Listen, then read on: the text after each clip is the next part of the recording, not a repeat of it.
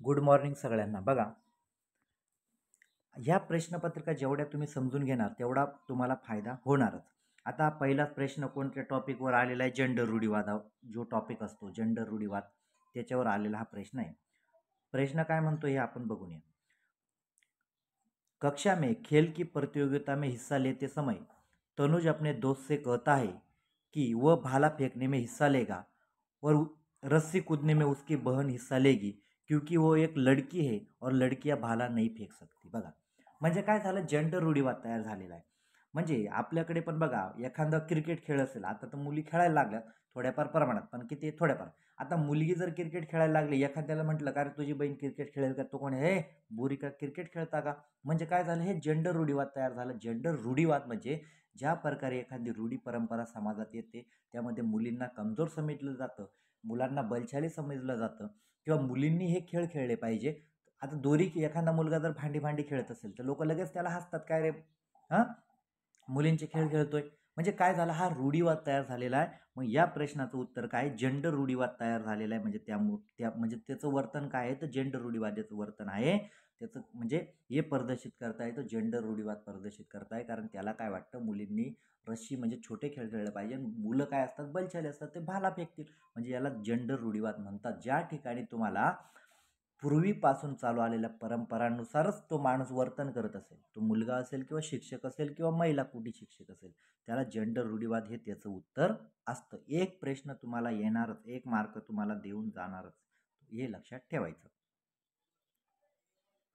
आता प्रश्न दुसरा आहे बघा. आता प्रश्न दुसरा म्हणजे अपसारी आणि अभिसारी. आता अपसारी काय असतं आणि अभिसारी काय असतं याच्यातील फरक पण तुम्हाला मी लगेच सांगून देतो. कारण व्हिडिओ जेवढा तुम्ही काळजीपूर्वक बघितला तरच तुम्हाला फायदा होईल. नाही तर तुम्ही टॉपिक वाचून, तर हे बघा, वाचून सगळ्यांना समजत नाही. खूप ठराविक विद्यार्थी असतात त्यांना वाचून समजतं, त्यांना मार्गदर्शनाची आणि सहयोगाची पण गरज असते. आता अपसारी म्हणजे काय? अपसारी म्हणजे काय असतं? आता बघा इथे अपसारी म्हणजे एका प्रश्नाचे अनेक उत्तर असतात. काय असतात? अनेक उत्तर. उदाहरणार्थ महाराष्ट्राची राजधानी. महाराष्ट्राची राजधानी जर प्रश्न विचारला तर हा काय होऊन जाईल? अभिसारी. म्हणजे त्याचं एकच उत्तर असेल. हां, बरोबर आहे का नाही? असा. पण अपसारी प्रश्न जर विचारला, इथे काय होईल? महाराष्ट्रात प्रदूषणाची कारण. इथे अपसारीमध्ये काय? महाराष्ट्रात प्रदूषणाची कारण वेगळे उत्तर देतील. वृक्षतोड असेल, त्याच्यानंतर जी आता मोठं डोंगरांचं ते खच्चीकरण चालू आहे वगैरे, खडीक्रेशर, याच्यामुळे वेगवेगळे कारण विद्यार्थी देतील. याला म्हटलं जातं अपसारी. पण ज्याचं एकच उत्तर असतं त्याचं त्याला काय म्हटलं जातं? अभिसारी म्हटलं जातं. काय म्हटलं जातं? अभिसारी म्हटलं जातं. आता बघा, याच्यावर आलेला हा प्रश्न आपण समजून घेऊया. आता सगळ्यात पहिलं काय म्हटलेलं आहे? अपसारी चिंतन डॅश डॅश जबकि अभिसारी चिंतन डॅश डॅश. म्हणजे या रिकाम्या जागेवर काय येईल? आता काय म्हटलेले? पहिला ऑप्शन काय? कई उत्तरों को प्रोत्साहित करताय. आता बघा, कई उत्तरों को प्रोत्साहित करताय और एक ही समाधान पर थिरी. म्हणजे बघा, कई उत्तरों को प्रोत्साहित कोण करताय? अपसारी करताय, बरोबर आहे का नाही? आणि एक ही समाधान पर थिरी म्हणजे एकाच उत्तरावर थिर असतं, ते असतं अभिसारी. म्हणजे हे याच्यामध्ये मॅच झालं. आता तुम्हाला याच्यामधून जे अयोग्य आहे ते काढणं पण तुम्हाला आलं पाहिजे. नुसतं तुम्हाला उत्तर जर पाहिलं पण 3 अयोग्य आहेत का हे पण तुम्ही वाचलं पाहिजे ना. आता दुसरा ऑप्शन काय? एक ही समाधान पर स्थिर आहे. आता अपसारी कसं काय एकच समाधानावर स्थिर असेल? म्हणजे काय झालं? हे तर बाहेर झालं. गणित क्षमताओं को बढ़ावा देता है. आता असं आहे का? अपसारी गणित क्षमताओं को बढ़ावा देता है, अभिसारी मौखिक क्षमताओं को बढ़ावा, असं काही नाही. ते सगळ्या विषयांसाठी. म्हणजे काय झालं? तिसरा ऑप्शन पण कट झालं. चौथा ऑप्शन काय म्हणताय?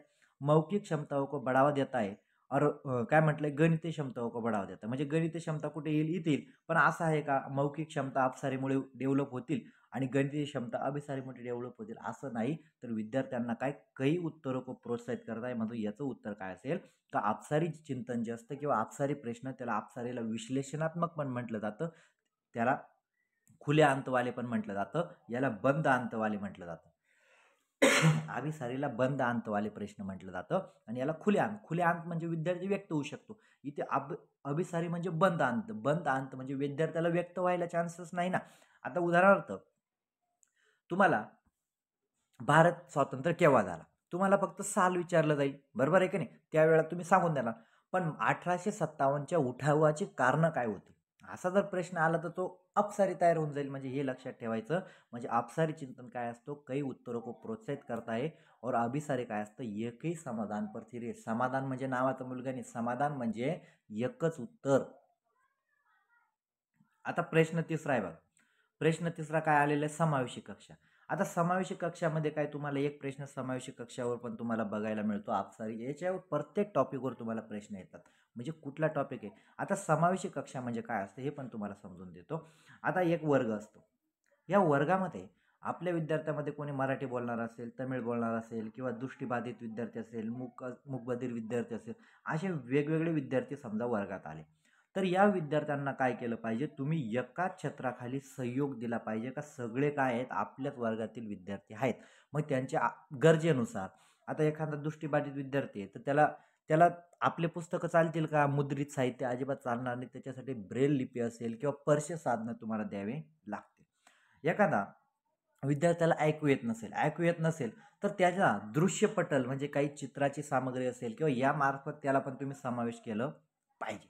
आता एखाद्याला जर मराठी जमते तर तुम्ही मराठीचं शिक्षक आहात तुम्ही करणार. पण एखाद्याला समजा हिंदी जमते, एखाद्याला जर थोडी हिंदीच पाहिजे का मराठी त्याला समजत नाही, तर त्याने काय केलं पाहिजे, मराठीची भाषा जी असते तर त्याच्याबरोबर हिंदीची पण त्याला जोड दिली पाहिजे. म्हणजे काय, समायोजन केलं पाहिजे. याला म्हटलं जातं समावेशी कक्षा. समावेशी कक्षा म्हणजे सगळे विद्यार्थी एकासारखे आपल्या वर्गातीलच आहे आणि त्याच्या व्यक्ती भिन्नतेचा पण विद्यार्थ्यांनी शिक्षकांनी विचार केला पाहिजे. नाहीतर मग एका वर्गात बसलेलं आहे, तो दृष्टिबाधित आहे, तरी त्याला सांगायचं 100 मीटरच. आता एखादा विद्यार्थ्याला समजा अपंग आहे आणि तुम्ही जर सांगितलं 100 मीटर रनिंगमध्ये पळेल का तो, अजिबात नाही. मग त्यासाठी काहीतरी अपंग आहे त्याला थोडं पळता येत असेल तर त्यासाठी 20 मीटर ठेवा, पण त्याला पण सहभागी द्या. पण त्याला हे सांगू नका बाबा तू पळायच्या लायकीचा नाही. म्हणजे काय होतं, या विद्यार्थ्यांवर न्यूनगंड तयार करायचा नाही. 100 पळत असेल ना, नाही तू थोडा अपंग आहे ना, मग तुला थोडं कमी करूया. म्हणजे काय, प्रत्येकाला लचीला बनाना चाहिए. लचीला अभ्यासक्रम असेल किंवा खेळाचं मैदान असेल. आता काय म्हटलेले बघा, निम्नलिखित मेसेज निम्नलिखित में से कौन सा कथन समावेशी शिक्षा के बारे में सही नाही आहे. बघा म्हणजे या 4 ऑप्शनांपैकी एक योग्य असं अयोग्य वाक्य आहे का ते समावेशी शिक्षेच्या संदर्भात अयोग्य आहे. पहिलं काय म्हटलंय, समावेशी शिक्षण का अर्थ आहे ऐसे तरीकों से जो शिक्षण को बहिष्कृत ना करे. म्हणजे बघा बरोबर आहे, कारण समावेशी शिक्षा म्हणजे काय असतं, असे तुम्हाला मार्ग तयार करायचे का ते शिक्षण व्यवस्थेला बहिष्कृत ना करे. म्हणजे कोणावर अन्याय होणार नाही असं तुम्हाला करायचं. म्हणजे काही ऑप्शन पण चांगलं आहे, योग्य आहे. तुम्हाला निगेटिव्ह विचारलेलं आहे. समावेशी शिक्षण का अर्थ है उस शिक्षण शास्त्रों को अपनाना जो सभी विद्यार्थियों को आवश्यकताओं के अनुसार समर्थन करता है. म्हणजे समावेशी शिक्षणाचा अर्थ काय असतो, तर विद्यार्थ्यांच्या गरजेनुसार आणि आवश्यकतेनुसार काय करायचं, त्यांना समर्थन करायचं, मार्गदर्शन करायचं. म्हणजे हे पण योग्य आहे. तिसरा ऑप्शन काय म्हटले, एक समावेशी कक्षा भाषा शैली अंतर को समायोजित करते और सहयोग को बढ़ावा देते. म्हणजे काय, समावेशी शिक्षेचा म्हणजे एखाद्याची भाषा थोडी वेगळी असेल. आता तुम्ही मालेगाव वगैरे जर भाग बघितला तर इकडे काय हे अहिराणी बोलली जाते, अहिराणी बोल. आणि नांदगाव वगैरे भाग बघितला तर इथे मराठी बोलली जाते. पण शुद्ध मराठी आहे का, अजिबात मराठी नाही. मग आपल्याला जो सिलेबस आहे तो पुणेरी भाषेत आहे, पुणेरी भाषेत आहे. मग आपल्याकडचे शिक्षक पुणेरी भाषेत जर शिकवायला लागले तर ते काही मुद्दे काय असेल ते किचकट होऊन जातील किंवा समजणार नाही. मग शिक्षक काय करतात, आपल्या सामाजिक बोली भाषेत पण तुम्हाला ते सांगून देतात, जेणेकरून तो तुम्हाला समजला पाहिजे. म्हणजे काय केलं, भाषा में जो अंतर था उसको काय करते, समायोजन करते है. म्हणजे काय, सहयोग को बढ़ावा देते. म्हणजे भाषामधील अंतर काढून घ्यायचं. एखाद्या नाही समजत असेल तर त्याला, आता उदाहरणार्थ एखाद्याला मराठीमध्ये नाही समजत असेल तर अहिराणीमध्ये सांगून द्या. पण काय होईल, मग काय झालं, हे पण ऑप्शन पॉझिटिव्ह आहे, चांगलं आहे विद्यार्थ्यांसाठी. पण निश्चित पाठ्यक्रम और मूल्यांकन के आसपास ही समावेशी कक्षा का केंद्र होता है. बघा असं कधी असतं का, आता निश्चित पाठ्यक्रम जर असता, आता उदाहरणार्थ मी तुम्हाला सांगितलं की दृष्टिबाधित विद्यार्थी असेल, सगळ्यांसाठी तुम्ही लेखी परीक्षा म्हणजे निश्चित पाठ्यक्रम तयार केला, याच्यावरच लक्ष जर केंद्रित केलं समावेशी शिक्षणाने, तर त्या बिचाऱ्याचं काय व्हायचं, त्याला जर पर्श्य साहित्य तुम्ही दिलं नाही किंवा लिखाणासाठी ब्रेल लिपी तुम्ही दिली नाही तर तो लिहू शकेल का. म्हणजे काय, समावेशी शिक्षणाचा इसके बारे में सही नाही आहे, तर हे काय चुकीचं आहे. कारण निश्चित पाठ्यक्रम समावेशी शिक्षणामध्ये नाही पाहिजे. विद्यार्थ्यांच्या आवश्यकतेनुसार आणि गरजेनुसार तुम्ही अध्यापन केलं पाहिजे किंवा परीक्षा पण काय पाहिजे, लवचिक पाहिजे. विद्यार्थ्यांच्या गरजेनुसार. मुलगा समजा 5वीला जरी आहे, तुम्ही जर शहरामध्ये शाळा ओपनिंग केली आणि एखाद्या दुर्गम डोंगराळ भागातील विद्यार्थी आला आणि त्याला जर तुम्ही सांगितलं इंग्रजीमध्ये सगळा सिलेबस आहे, अरे बाबा त्याला समजणारच नाही. म्हणजे असं करू नका. तर त्याला निश्चित पाठ्यक्रम नाही होना चाहिए. समावेशी शिक्षणाचा उद्देश प्रत्येकाला समायोजन करायचं. तो डोंगराळ भागात आहे ना, त्याच्या बाबतीत भाषा शैलीचं ज्ञान घ्या आणि त्याला त्या भाषामध्ये समजवण्याचा प्रयत्न करा किंवा त्याच्या भाषामध्ये या वस्तूला काय म्हणतात हे त्याला विचारून घ्या आणि मग त्याला सांगा. म्हणजे जेवढे प्रश्न तुम्ही समजून घेणार, बारीक प्रश्न जेवढे तुम्ही समजून घेणार, तर तुम्ही काय करणार, तेव्हाच तुम्ही पास होता. नुसता अभ्यास करून पण पास होत नाही. नुसतं मी वाचतोय याला महत्त्व नाही. तुम्ही प्रश्न किती समजून घेतात आणि तुम्ही काय करतात, प्रश्न समजून घेत नाही. जो प्रश्न आणि तुम्हाला एक पण प्रश्न रिपीट होत नाही. प्रश्न काय असतात, असेच येतात आणि ते काय पेडॉलॉजिकल प्रश्न असतात. म्हणजे काय, अध्यापन शास्त्रावर प्रश्न रिपीट होईल का, फक्त ते विद्यार्थ्यांसाठी अयोग्य काय योग्य काय असे प्रश्न फिरवणार. आता अभिकथन आणि कारक याचे प्रश्न काय असतात माहिती आहे का, तुम्हाला सांगतो. अभिकथन काय म्हटले, शिक्षार्थी जो पहले से जानते उसके आधार पर अपने ज्ञान का निर्माण करते. बघा म्हणजे काय अभिकथन काय म्हटलंय, शिक्षार्थी म्हणजे कोण, विद्यार्थी, शिक्षक नाही. शिक्षार्थी अधिगम करता म्हणजे विद्यार्थ्याला, म्हणजे काय, सीटेट काय करते, तुम्हाला फसवण्यासाठी वेगवेगळे शब्द वापरते. आता शिक्षार्थी काय असतं, म्हणजे विद्यार्थी काय असते, पहिले जाणते म्हणजे काय, विद्यार्थी काय करते, पूर्व अनुभव जे असतात त्याच्यावरून नवीन ज्ञान निर्माण करतात. म्हणजे योग्य आहे का नाही. म्हणजे विद्यार्थ्यांना उदाहरणार्थ आपण काय म्हणतो, 1 2 1 2 3 4 माहीत असेल तरच त्यांना ते बेरीज येईल ना. म्हणजे काय, पूर्व अनुभवानुसारच ते नवीन अनुभव जोडतात. म्हणजे काय, अभिकथन योग्य आहे. कारण काय म्हटलेलं हे बघून या, पैटर्न ढूंढना और पिछले ज्ञान से साथ जुड़ाव बनाने से शिक्षार्थियों को जानकारी को सार्थक रूप से संसाधित करने में मदत मिळते. बघा म्हणजे पॅटर्न म्हणजे एखादा अभ्यासक्रम असेल किंवा पिछलं ज्ञान असेल, याच्याशी जर जुडाव बनाना म्हणजे याच्याशी जर तुम्ही त्यांना जोडून शिकवलं, शिक्षकाने जर त्यांच्या ज्ञानाशी जोडून शिकवलं, पूर्वीचे अनुभव आणि आत्ताचे अनुभव याच्यातील जर जोड निर्माण केली, तर विद्यार्थी काय करतील, जानकारी सार्थक रूप से संसाधित करते. म्हणजे काय, संसाधित करणे म्हणजे गोळा करणे. म्हणजे विद्यार्थी काय करतो, तर जर तुम्ही त्याला पूर्व ज्ञान आणि आत्ताचं ज्ञान याच्यामध्ये जर संबंध प्रस्थापित केला, तर विद्यार्थी नक्कीच चांगला शिकेल. म्हणजे काय झालं, हे पण योग्य आहे. आता मग तुम्ही म्हणाल का, याचं व्याख्या सही करताय का, व्याख्या नाही करताय का, गलत आहे का. आता बघा याच्यामध्ये कुठलंही दोनों गलत आहे असं तर अजिबात नाही, ये सही अजिबात नाही, ये गलत नाही. मग आता तुम्ही म्हणाल का, सर याची व्याख्या करताय का व्याख्या नाही करताय, हे कसं. आता बघा पहिले काय, आता पहिल्या ऑप्शनमध्ये काय दिलं होतं, पूर्वज्ञानासंदर्भात, कळालं. आणि कारणमध्ये पण काय दिलेले, पूर्वज्ञानासंदर्भात दिलेले. म्हणजे ज्या ठिकाणी वरचं पण अभिकथन पण आणि कारण पण एकाच टॉपिकवर बोलत असतील, काय म्हणत असतील, एकाच टॉपिकवर बोलत असतील, त्यावेळा ते एकमेकाची काय करतात, व्याख्या करतात. कारण ते एकाच टॉपिकवर बोलत आहे.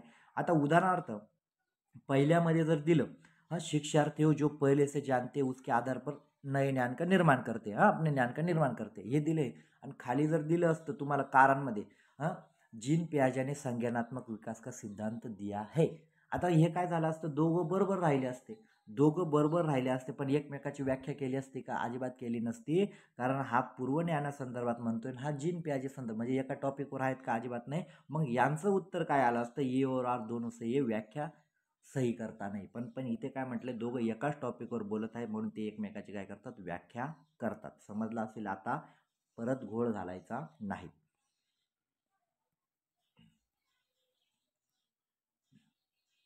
आता बघा प्रश्न अभिकथन आणि कारकचे प्रश्न थोडा आता जास्त यायला लागले.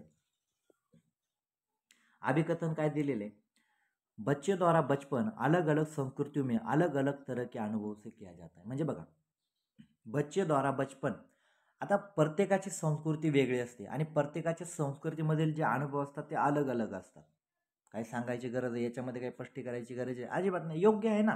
कारण काय होतं, प्रत्येक मुलाची संस्कृती काय असते, वेगवेगळी असते. आता उदाहरणार्थ तुम्ही एखादं गाव असेल, दुसऱ्या गावामध्ये थोडे काही बदल तुम्हाला आढळतात, ते काहीतरी बदल असतात, प्रत्येक समाज असेल, संस्कृती असेल, धर्म असेल. म्हणजे काय झालं,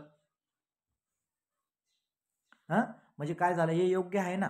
योग्य आहे, कारण विद्यार्थ्यांमध्ये बदल आढळतीलच, भिन्नता आढळेल, व्यक्ती भिन्नता पण आढळते, सामाजिक भिन्नता पण आढळते. म्हणजे योग्य आहे. कारण काय म्हटलेले, बच्चों का बच्चों का विकास सार्वभौमिक आहे. बघा बच्चों का विकास सार्वभौमिक आहे. आता बघा विकास काय असतो, सार्वभौमिकच असतो ना. आणि जर विकास आता सार्वभौमिक नसता किंवा एकच विकास राहिला असता, आता उदाहरणार्थ एखाद्याचा शारीरिकच विकास झाला, शारीरिक विकास झाला, त्याचा सामाजिक विकास झाला नाही तर. म्हणजे काय झालं, ज्या ठिकाणी तुम्हाला विकास फक्त एक आयामी होत आहे किंवा विकास एकच असतो असं नाही, तर विकास काय असतो, सार्वभौमिक असतो. कारण विद्यार्थ्यांचा सार्वभौमिक विकास जेव्हा झाला, त्याच वेळा काय होईल, ते एकमेकाचे विकासासाठी ते काय करतात, योग्य ठरतात. आता बघा, आता तुम्हाला आता प्रश्न निर्माण झाला. आता इथे काय म्हटलेले, मुलांच्या अनुभवासंदर्भात बोललेलं आहे आणि इथे काय म्हटलेले, बच्चों का विकास सार्वभौमिक आहे. आता बघा, इथे अनुभव आहे आणि इथे सार्वभौमिक विकास आहे, म्हणजे काय एकमेकात हे बरोबर आहे, पण एकमेकांची हे व्याख्या करत नाही. का व्याख्या करत नाहीये? कारण काय म्हणतं, इथे सार्वभौमिक विकासासंदर्भात बोललं गेलं आणि या ठिकाणी त्यांच्या अनुभवासंदर्भात बोललं गेलं. म्हणजे हा फरक तुम्ही समजून घ्यायचा. मग याचं उत्तर काय, ए और आर दोनों सही है, लेकिन काय, ए आर की सही व्याख्या नहीं करता. बघा, म्हणजे हा फरक पण तुम्हाला कळला पाहिजे. आता बघा, अभिप्रेरणा. आता अभिप्रेरणा संदर्भात पण तुम्हाला प्रश्न येतो. आता अभिप्रेरणा म्हणजे काय असतं हे तुम्ही समजून घेऊया. आता अभिप्रेरणा म्हणजे दोन असतात. एक राहते आंतरिक अभिप्रेरणा आणि बाह्य अभिप्रेरणा. बाह्य अभिप्रेरणा आणि आंतरिक अभिप्रेरणा म्हणजे काय असतील याच्यातील फरक समजून घ्या. आता आंतरिक अभिप्रेरणा म्हणजे काय, ज्या वेळा स्वतः आपल्याला वाटतं ना का मी अभ्यास केला पाहिजे, मी पास झालो पाहिजे, हिला म्हटलं जातं आंतरिक प्रेरणा. आणि ज्या वेळा मी म्हणेल की मी तुम्हाला चॉकलेट देईल किंवा एखादी बाईक घेऊन देईल, त्यावेळा तुम्ही अभ्यास करताय, तर ती काय झाली, बाह्य प्रेरणा. म्हणजे दोन प्रेरणा असतात, आंतरिक आणि बाह्य. पण विद्यार्थ्यांना जर तुम्हाला डेव्हलप करायचं असेल तर आंतरिकच प्रेरणेने करावं. मग तुम्ही म्हणाल बाह्य प्रेरणेने का करावं नाही. आता उदाहरणार्थ मी जर सांगितलं, तुम्ही दररोज जर शाळेत आले तर मी तुम्हाला चॉकलेट देईल. आता जोपर्यंत चॉकलेट आहे तुम्ही दररोज येणार आणि जर बंद झाले मग तुम्ही येणं बंद करणार. म्हणजे बाह्य प्रेरणा काय असतात, बक्षीस म्हणून विद्यार्थ्यांना बक्षीस द्यायचं नाही, पुरस्कार द्यायचा नाही, दंड द्यायचा नाही. याच्याने विद्यार्थी स्वतः अवलंबून असतात. मला बक्षीस मिळालं तरच अभ्यास करेल, नाही दिलं तर विपरीत परिणाम होईल. आता अभिप्रेरणा के आरोपण में सिद्धांत के अनुसार निम्नलिखित में से किससे लगातार कोशिश को बेहतर प्रदर्शन की संभावना है. म्हणजे अभिप्रेरणाच्या संदर्भात आलेला प्रश्न आहे, का कशा संदर्भात बेहतर प्रदर्शन की संभावना आहे. आता बघा, पहिलं मग काय म्हटलंय, सफलता के लिए आंतरिक आरोहण और असफलता के लिए बाहरी आरोहण. म्हणजे इथे काय म्हटलेलं आहे, का जर तुम्ही सफल झाला त्या कार्यामध्ये, समजा एखादा विद्यार्थी पास झाला तर तुम्ही काय म्हणायचं, नाही मी माझी मेहनत होती, आणि नापास झाला तर काय सांगायचं, माझा बेंच चांगला नव्हता म्हणून मी लिहिता आला नाही. म्हणजे हे कारण योग्य राहील का, अजिबात नाही. म्हणजे काय झालं, हे कट झालं. दोन काय म्हटलंय, सफलता के लिए बाहरी आरोहण और असफलता के लिए आंतरिक आरोहण. म्हणजे तुम्ही जर पास झाले तर सांगायचं मला शिक्षकाचं मार्गदर्शन चांगलं भेटलं, हां, आणि नापास झाले तर काय सांगायचं, मी काही अभ्यासच केलेला नव्हता, असं सांगणार का. म्हणजे हे पण योग्य नाहीये. तिसरं ऑप्शन काय म्हटलंय, सफलता और असफलता असफलता और सफलता दोनों आंतरिक आरोहण. म्हणजे काय, विद्यार्थ्यांना काय सांगितलं पाहिजे, का तुम्ही काय करा, ज्या वेळेस तुम्ही आता सीटेट पास होणार ते जबाबदारी स्वतःच ना, तुम्ही नापास झाले तरी स्वतःच जबाबदार, बरोबर आहे का नाही.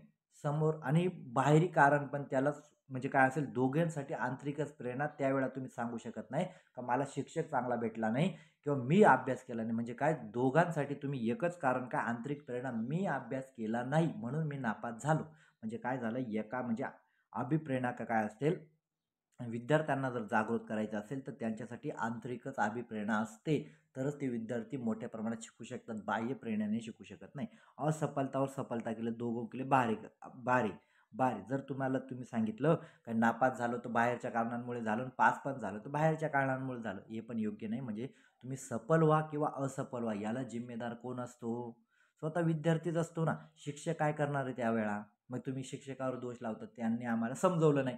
पण अरे बाबा, मी काय एखादा विद्यार्थीच नाही यार, माझी चूक झाली बरं का, मी एखादा टॉपिक आहे ना तो हाताळला पाहिजे होता, याला म्हटलं जातं आंतरिक प्रेरणा. आता बघा, प्रगतिशील शिक्षा. प्रगतिशील शिक्षा तुम्ही किती क्वेश्चन पेपर उघडून बघा, या क्वेश्चन पेपरमध्ये तुम्हाला प्रगतिशील शिक्षेवर एक प्रश्न येणार म्हणजे येणार. निम्नलिखित में से कौन सा प्रगतिशील शिक्षा का एक प्रमुख सिद्धांत आहे. आता प्रगतिशील शिक्षा म्हणजे काय असतं हे पण मी तुम्हाला सांगतो. प्रगतिशील शिक्षा म्हणजे प्रत्येक विद्यार्थ्यांना काय, त्याची प्रगती झाली पाहिजे, त्याला एका गटामध्ये येऊन तो कुठेतरी प्रगती पथावर गेला पाहिजे. प्रमुख उद्देश काय असतं, प्रमुख उद्देश काय असतो, छात्रों को सीखने को मापने और मानकीकृत परीक्षों को मानकीकृत परीक्षण सबसे अच्छा तरीका है. आता मी तुम्हाला सांगितलं मानकीकृत परीक्षण अच्छा तरीका नहीं है, क्योंकि हर कोई बच्चा एक ही सिलेबस अच्छी तरीके से नहीं पढ़ सकता किंवा एक ही सब्जेक्ट अच्छी तरीके से कोई भी बच्चा नहीं पढ़ सकता. म्हणजे एखाद्या विद्यार्थ्याला जर गणितामध्ये आवडच नाही, तुम्ही त्याला कितीही मानकीकृत पेपर दिले, किती काही लिहिलं, तर तो त्याच्यामध्ये यश मिळवेल का? कारण त्याची बौद्धिक पातळ हार्वर्ड गार्डनरने काय सांगितलं होतं, का प्रत्येकाची बुद्धी वेगळी असते. जर त्याला संगीताची आवड असेल किंवा खेळाची आवड असेल, तर तो खेळामध्ये तेच. आता सचिन तेंडुलकरला त्यावेळेला सांगितलं असतं गणिताचं पुस्तक घेणं, अभ्यास करत बसता, आज सचिन तेंडुलकर बघायला मिळाला नसता. म्हणून हे लक्षात ठेवायचं. म्हणजे काय मानकीकृत तरीको प्रगतिशील शिक्षक असं करत नाही. प्रगतिशील कक्षा म्हणजे काय असतं, विद्यार्थ्यांना त्या विषयात किंवा त्याची जी आवड आहे त्या आवडमध्ये काय करा, तुम्ही त्याला यश मिळवू द्या. छात्रों को अपने शिक्षकों से ज्ञान निष्क्रिय प्राप्त करता होना चाहिए. निष्क्रिय, आता निष्क्रिय म्हणजे काय? आता तुम्ही जर शिक्षक शिकवतोय आणि तुम्ही जर त्याच्याकडे लक्ष देत नाही, तुम्ही खरंच ज्ञान प्राप्त करणार का? असं असतं का प्रगतीशील शिक्षक? उदाहरण अजिबात नाही. म्हणजे हे पण कटलं. सीखना का प्रामाणिक कार्यों पर आधारित होना चाहिए. म्हणजे बघा,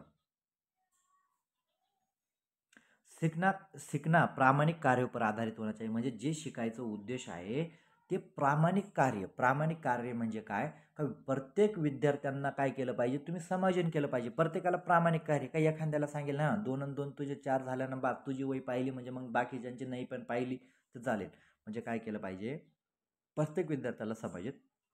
आणि चौथा ऑप्शन काय म्हटले, पाठ्यचर्या पूर्वनिर्धारित वर सार्वभौमिक होणी चाहिए. पूर्वनिर्धारित, आता पाठ्यचर्या जर पूर्वनिर्धारित असेल, पाठ्यचर्या जर पूर्वनिर्धारित असेल, जर तुम्हाला सांगितलं का हेच उत्तर मला मिळाले पाहिजे, हेच उत्तरे मला मिळाले पाहिजे, तर विद्यार्थी कसं काही, आता प्रत्येक विद्यार्थी तुमचं तेच उत्तर देईल का? अजिबात नाही. चुका तर होणार.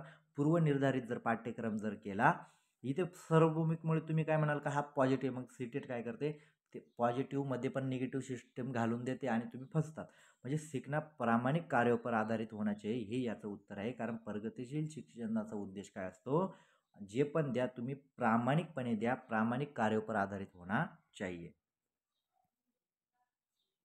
आता बघा, आला का नाही तुम्हाला, जे मी तुम्हाला सांगितलं होतं का संज्ञानात्मक विकास, शारीरिक विकास काय असतं हे तुम्हाला समजलं पाहिजे. आता बघा,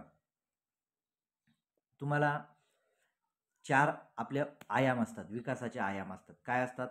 पहिलं असतं शारीरिक विकास. काय असतो? शारीरिक विकास. त्याच्यानंतर सामाजिक विकास. काय असतो? सामाजिक विकास. त्याच्यानंतर संज्ञानात्मक विकास. काय असतो? संज्ञान विकास. आणि त्याच्यानंतर असतो संवेगात्मक विकास. काय असतो? संवेगात्मक विकास. आता हे 4 विकासचे आयाम आहेत. किती आहेत? 4 आहेत. 1, 2, 3 आणि 4. आता कशामध्ये काय आहे, तर शारीरिक विकासामध्ये शारीरिक वाढ येते, सामाजिक विकासामध्ये माणूस समाजात कसा बोलतो, वावरतो हे येतो, आणि संज्ञानात्मक विकासामध्ये माणसाची विचार प्रक्रिया, बौद्धिक प्रक्रिया, यां माणूस विचार कसा करतो, तर्क कसा करतो हे सांगितलं जातं. आणि संवेगात्मक विकासामध्ये काय सांगितलं जातं, का माणूस दुसऱ्याच्या भावना कशी समजतो, दुःख, भावना यांचा अभ्यास कुठे केला जातो, तर संवेगात्मक विकासामध्ये केला जातो. म्हणजे याच्यावर आलेला हा प्रश्न आहे. आता काय म्हटलेले, विकास विकास किस पहलू में तर्क, चिंतन और समस्या समाधान की व्याख्या की जाते. आता तुम्हाला कळालं असेल मी काय सांगितलं, विकास के किस पहलू में म्हणजे विकास के कोणत्या आयामामध्ये तर्क, तर्क म्हणजे विचार, चिंतन, समस्या यांची व्याख्या केली जाते. म्हणजे यांचा अभ्यास कुठे केला जातो, कुठे केला जातो, गतिक विकासामध्ये केला जातो का? अजिबात नाही. नैतिक विकासामध्ये केला जातो का? अजिबात नाही. सामाजिक विकासामध्ये केला जातो का? अजिबात नाही. पण याचा अभ्यास कुठे केला जातो? संज्ञानात्मक विकासामध्ये केला जातो. कारण मी तुम्हाला आत्ता सांगितलं का, विचार प्रक्रियांचा किंवा तर्क याचा अभ्यास कुठे केला जातो? संज्ञानात्मक विकासामध्ये केला जातो. माहीत असेल तर उत्तर देणार, नाही तर काही पण उत्तर तुम्ही देणार. आता प्रश्न हा शेवटचा, लेव वाइगोत्स्की. आता लेव वाइगोत्स्की संदर्भात आलेला प्रश्न, लेव वाइगोत्स्की ने प्रस्तावित करते हैं कि बच्चे डॅश डॅशचे स्वनियमित केले महत्त्वपूर्ण आहे. स्वनियमित, आता स्वनियमित म्हणजे काय झालं, स्वनियमन म्हणजे काय असतं हे मी तुम्हाला सांगतो. त्याला निजी वाक पण म्हटलं जातं. मी तुम्हाला डायरेक्ट निजी वाक म्हटलं जातं. आता काय असतं निजी वाक मी तुम्हाला सांगतो. आता लहान मुलं असं, लहान मुलाला समजा तुम्ही एखादी काही वस्तू आणायला लावली किंवा त्याला सांगितलं बाबा दुकानावर जाई ही वस्तू घेऊन ये, तर ते वस्तू काय करतं, एक वेळा बोलतं. आता तुम्ही जर त्याला सांगितले ना एक साबण घेऊन ये, तर ते काय म्हणेल एक साबण आणायचा आहे, एक साबण आणायचा आहे. म्हणजे काय करतात हा लेव वाइगोत्स्की काय म्हणतो, ज्या वेळा एखादा विद्यार्थी किंवा म्हणजे लहान मुलं असतं, तर ज्या वेळा तो आपण पण काय करतो, एखादं जर आपल्याला घरून काही सांगितलं आपण लक्षात राहण्यासाठी एक वेळा काय करतो, मनातल्या मनात बोलून घेतो किंवा खुद से बात करना याला काय म्हटलं जातं, निजी वाक म्हटलं जातं. मग आपण पण काय म्हणतो, आता उदाहरणार्थ समजा तुम्हाला या ठिकाणी जायचं आहे पण तुम्हाला वाटतं लक्षात राहणार नाही, मग तुम्ही काय म्हणतात, मनातल्या मनात म्हणून घेता बघा मला इकडे जायचं आहे. म्हणजे तुम्ही मनात म्हणजे या ज्यावेळेला हा लेवाईगुस्की काय म्हणतो, ज्यावेळेला एखादा विद्यार्थी असेल किंवा एखादा मनुष्य असेल, कुठला असेल, त्यावेळेला तो मनुष्य जर स्वतःच बाबतीत स्वतःशीच संवाद केला जातो, स्वतःच संवाद केला जातो. मग लहान मुलाला जर तुम्ही सांगितलं 1 किलो साखर घेऊन ये, ते म्हणतं बघा 1 किलो साखर पाहिजे हं, 1 किलो साखर आणायची आहे. म्हणजे हे काय करतं स्वतःशीच बोलतो. याला काय म्हटलं जातं निजी वाक म्हटलं जातं. हे कोणी सांगितलं होतं ले वायगोस्कीने सांगितलेलं होतं. ले वायगोस्की प्रस्तावित करते. म्हणजे ज्यावेळा स्वनियमन म्हणजे काय आपल्या विचारांना ते नियंत्रित करण्यासाठी ले वायगोस्की काय म्हणतात मुलं असं का करतात का आपल्या विचारांना नियंत्रित करण्यासाठी काय करतात ते निजी वाकचा प्रयोग करतात. बघा कसा वाटला टॉपिक नक्की सांगा आणि लवकरात लवकर बॅच जॉईन करा एवढीच माझी विनंती प्रत्येकाला आहे.